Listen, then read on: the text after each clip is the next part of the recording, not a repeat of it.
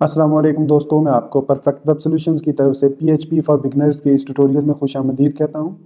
दोस्तों, मेरा नाम इमरान कासिम है और आज के इस पीएचपी फॉर बिगनर के वीडियो ट्यूटोरियल में हम सीखेंगे कि रिकर्जन क्या होती है और कैसे हम रिकर्जन को यूज़ करते हैं और उसको यूज़ करने के हमें क्या फ़ायदे होते हैं। तो दोस्तों, इससे पहले कि मैं अपने इस वीडियो ट्यूटोरियल को स्टार्ट करूँ, मैं आपसे रिक्वेस्ट करूँगा कि अगर आपने अभी तक मेरे चैनल को सब्सक्राइब नहीं किया तो काइंडली इसको सब्सक्राइब ज़रूर कर लें और साथ में मौजूद बेल का आइकन प्रेस करना मत भूलिएगा ताकि मेरी आने वाली हर नई वीडियो या सीरीज़ की नोटिफिकेशन आपको आपकी ईमेल में या आपकी यूट्यूब ऐप में आपको मिलती रहे और आप उससे अप टू डेट रह सकें। Thank you very much. तो चलिए शुरू करते हैं इस वीडियो ट्यूटोरियल को।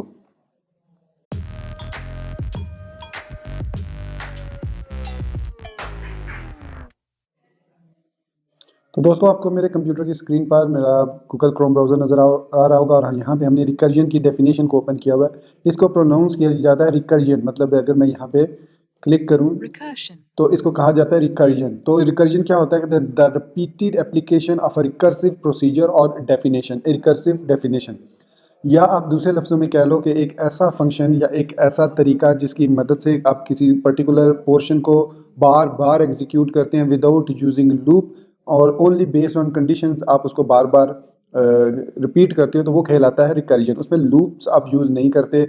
लूप जब हम यूज़ करते हैं तो वो रिकर्जन नहीं होती, वो जस्ट लूपिंग कहलाती है। तो जब आप किसी ऐसे फंक्शन को या मेथड को या सेट ऑफ स्टेटमेंट्स को स्टेप बाय स्टेप एग्जीक्यूट करते हैं ऑन अ स्पेसिफाइड कंडीशन, तो इसको कहा जाता है रिकर्जन।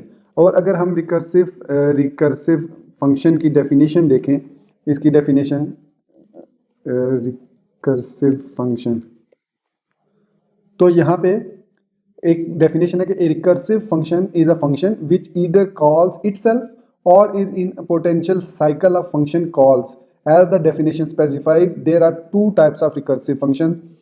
सो अब यहाँ पे इस डेफिनेशन के मुताबिक दो किस्म के रिकर्सिव फंक्शन होते हैं। एक वो रिकर्सिव फंक्शन होता है जो अपने आप को खुद ही कॉल करता है, मतलब किसी सेट ऑफ स्टेटमेंट्स पे कंडीशन पे अपने आप को दोबारा वो कॉल कर लेता है। इसकी एग्जांपल हम अभी चल के देखेंगे। और दूसरी में उसने ये बताया कि आप एक पोटेंशियल लाइफ साइकिल के दौरान जब एक फंक्शन को बार बार कॉल करते हैं तो उसको भी एक किस्म की रिकर्जन ही कहा जाता है। तो ये दो टाइप्स हैं रिकर्जन की या रिकर्सिव फंक्शंस की।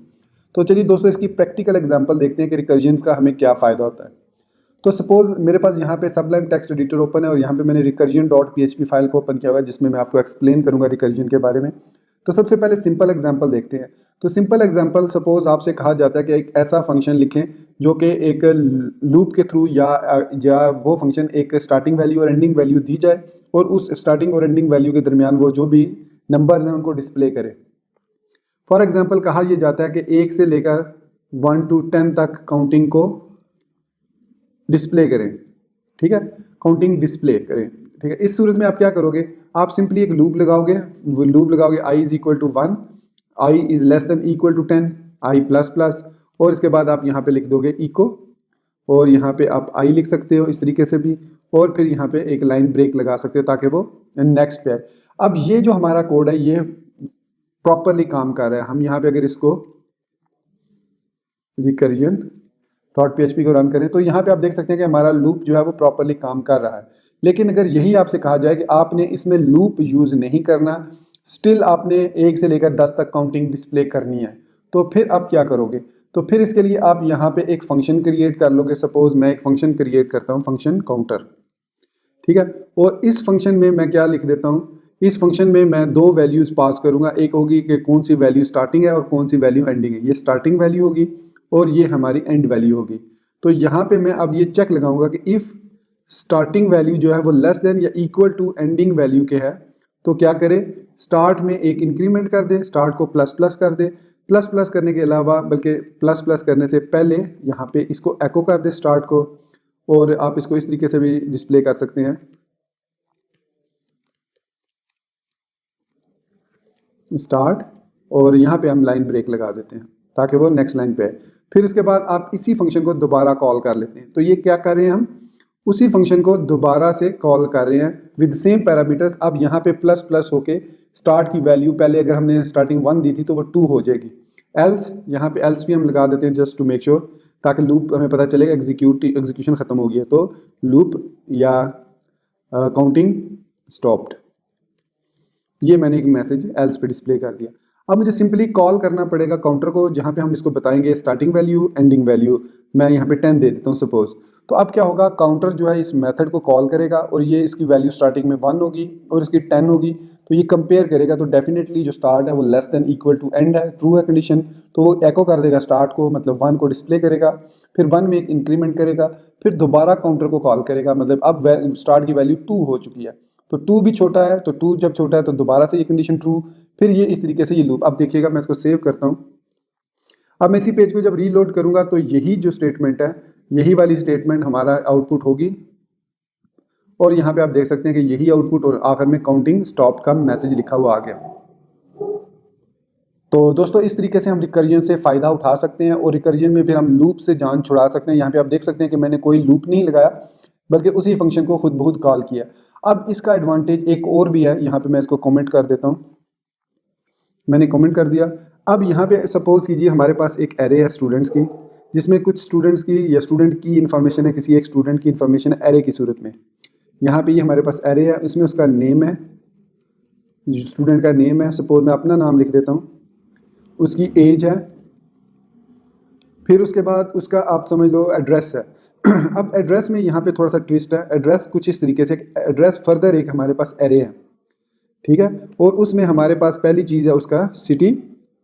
तो सिटी में हम यहाँ पे जेलहम लिख देते हैं, बिकॉज आई एम फ्रॉम जेलहम। और कंट्री में हम लिख देते हैं पाकिस्तान। अब यहाँ पे हम एक और चीज़ ऐड करते हैं, मैप, मतलब उसकी लोकेशन, जियो लोकेशन या जियो लोकेशन कह दो या मैप कह दो, जो भी।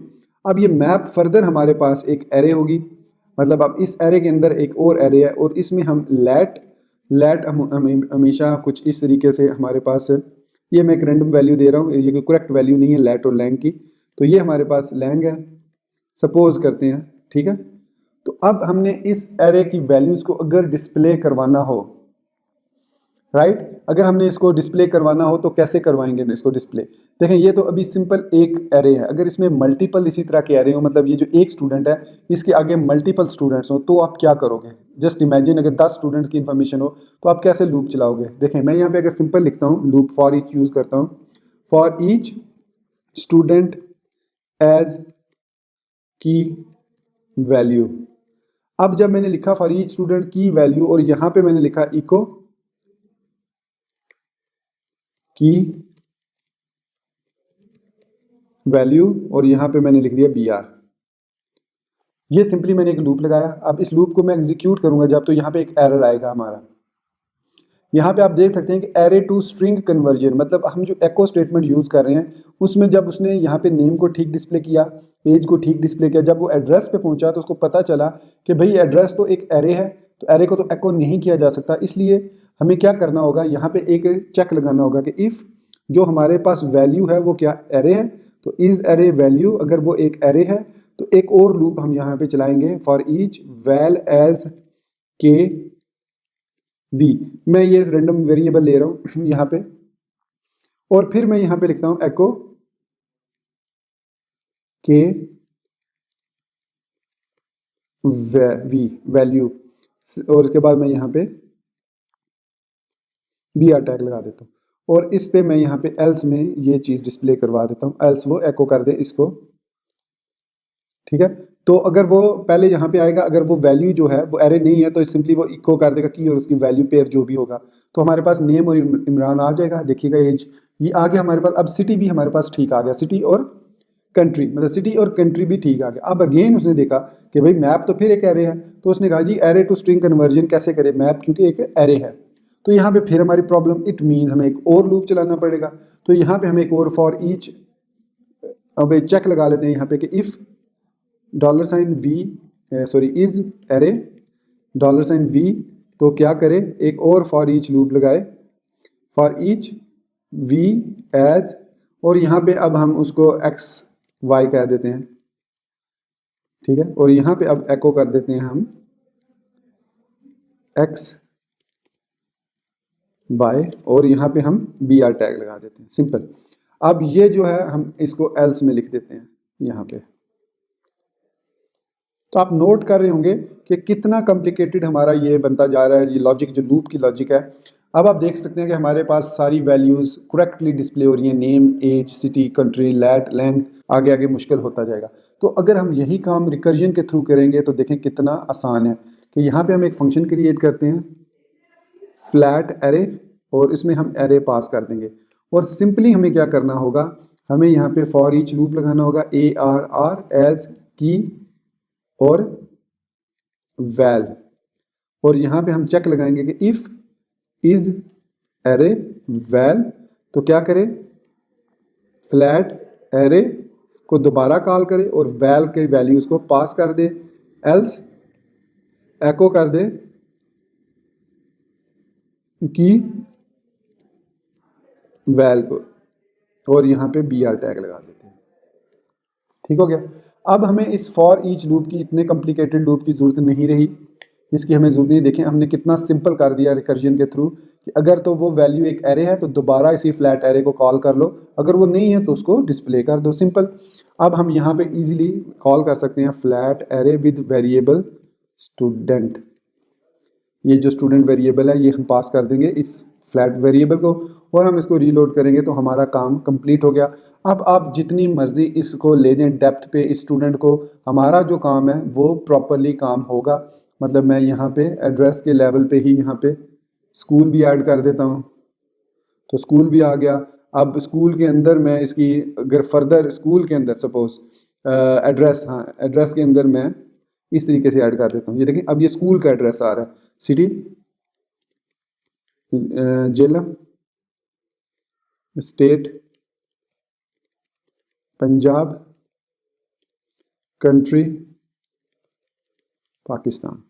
अब ये किसका एड्रेस आ रहा है, ये आ रहा है स्कूल का address, school dot name, school dot address, school dot city.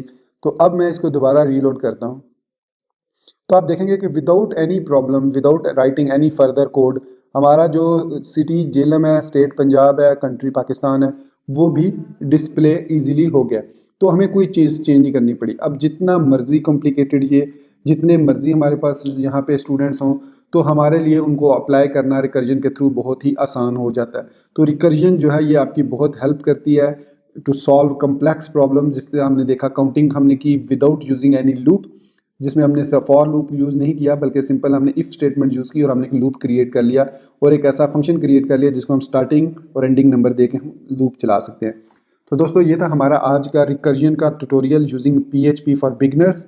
I am sure आपको मेरा ये ट्यूटोरियल मेरे दूसरे ट्यूटोरियल की तरह पसंद आएगा और आप इसको लाइक करना, मेरे चैनल को सब्सक्राइब करना नहीं भूलेंगे। अपनी दुआओं में याद रखिएगा और मिलते हैं नेक्स्ट वीडियो ट्यूटोरियल में। Till then, thank you very much for being with me till end. Take care, अल्लाह हाफिज़ एंड बाय।